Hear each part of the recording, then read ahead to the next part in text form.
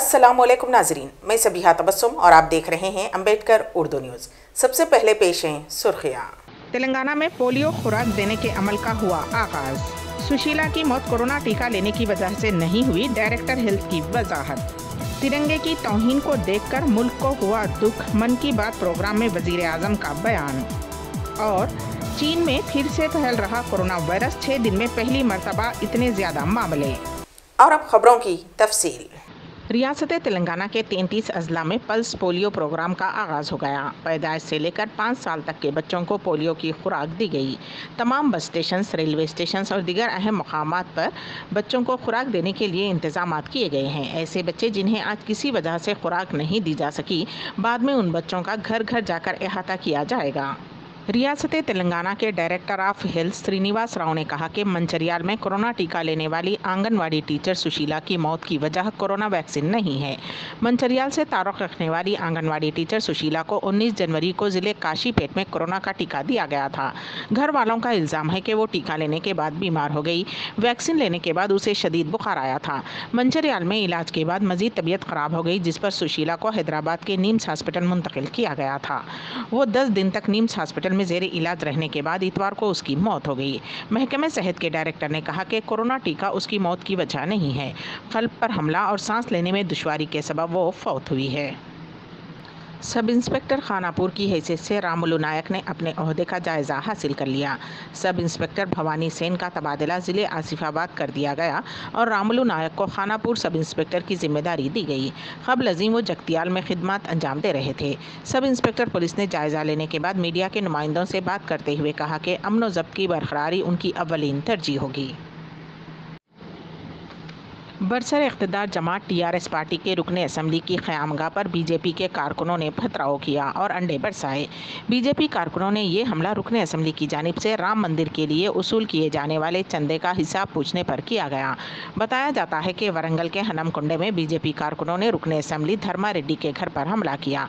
एहतजाजियों ने पत्थर और अंडे घर पर फेंक दिए।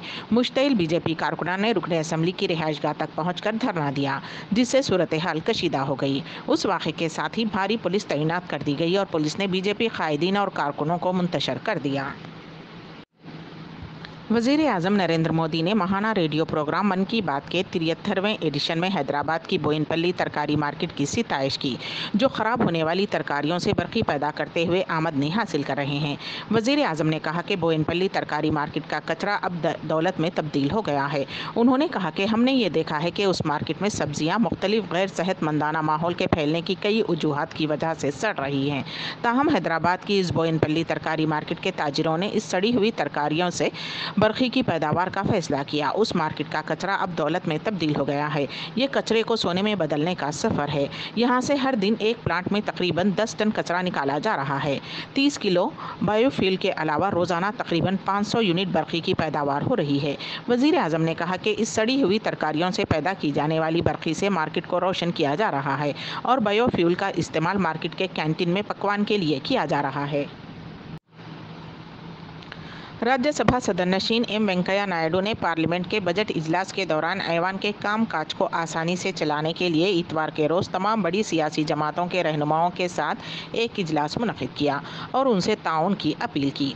नायब सदर की रिहाइशगाह पर मुनक़िदा इस इजलास में राज्यसभा के डिप्टी चेयरमैन हरिवंश, कायद ऐवान थावर चंद गहलोत, कायद हिज़्ब इख्तिलाफ गुलाम नबी आज़ाद, पार्लिमानी उमूर के वज़ीर प्रहलाद जोशी, रिहायशी और शहरी उमूर के वज़ीर हरदीप सिंह पुरी, वज़ीर ख़जाना निर्मला सीतारामन, वज़ीर ख़ारजा S जयशंकर, वज़ीर रेलवे पीयूष गोयल, भारतीय जनता पार्टी के भूपेंद्र यादव, जनता दल सेकुलर के SD देवीगौड़ा, कांग्रेस के आनंद शर्मा और जयराम रमेश, समाजवादी पार्टी के राम गोपाल यादव, तेलंगाना राष्ट्र समिति के K Keshavrao, YSR Congress party के A विजय साई रेड्डी व दिगर ने शिरकत की। यौम जमहूरिया के मौके पर लाल किले में हुए तशद्दुद पर पहली मरतबा वज़ीर आज़म नरेंद्र मोदी ने अपना रद्द अमल ज़ाहिर किया है। अपने महाना रेडियो प्रोग्राम मन की बात में वज़ीर आज़म नरेंद्र मोदी ने शरपसंदों की हरकत का जिक्र किया। वज़ीर आज़म नरेंद्र मोदी पद्म इनामात और ऑस्ट्रेलिया में हिंदुस्तानी क्रिकेट टीम की जीत पर बात करने के बाद बोले, दिल्ली में 26 जनवरी को तिरंगे की तौहीन देखकर मुल्क बहुत दुखी हुआ है। 26 जनवरी को सैकड़ों किसान लाल किले की फसील तक पहुँच गए। उन्होंने वहाँ ठीक उस जगह पर 2 झंडे लगा दिए, जहां हर साल 15 अगस्त पर वजीर आज़म तिरंगा लहराते हैं। साबिक नायब सदर हामिद अंसारी ने कहा कि हिंदुस्तान में मुसलमान महफूज नहीं हैं। उन्होंने कहा कि हिंदुस्तान में मुसलमानों के लिए कोई सिक्योरिटी नहीं है। उन्होंने ये बात एक चैनल को इंटरव्यू में दी। अंसारी ने कहा कि मौजूदा हुकूमत के लुगत में हकीकी सेकुलरिज्म के लिए कोई लफ्ज़ नहीं है। ये पूछे जाने पर कि क्या सन 2014 से पहले सरकारी लुगत में सेकुलरिज्म के लिए कोई लफ्ज़ मौजूद थे, हामिद अंसारी ने हाँ में जवाब दिया और कहा कि मुकम्मल तौर पर नहीं। उन्होंने ज़ोर देकर कहा कि अजियत देकर एतराफ़ जुर्म करवाया जा रहा है।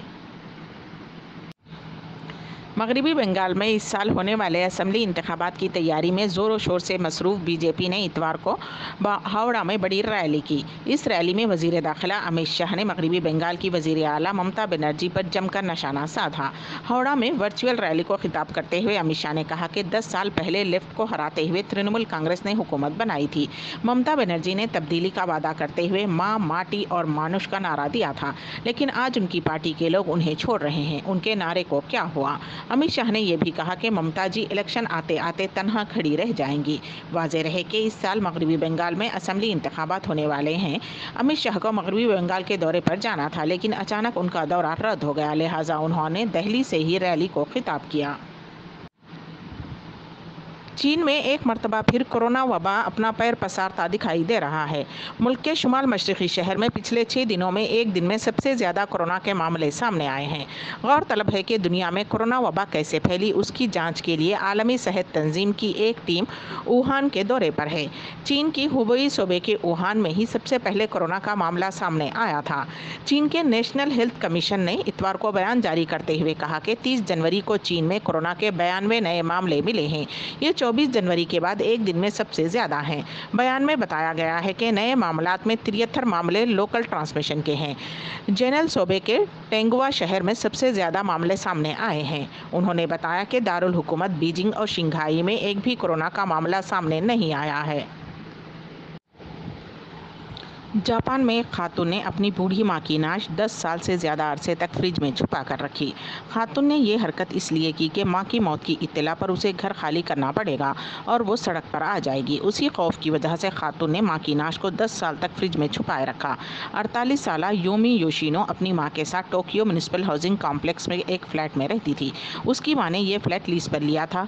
कानून के मुताबिक लीज लेने वाले की मौत पर फ्लैट खाली करना पड़ता है। उसकी माँ एक दहाई पहले इंतकाल कर गई। खातून ने इस डर से उसकी मां की नाश को छुपा दिया कि कहीं उसका फ्लैट खाली ना कर दिया जाए।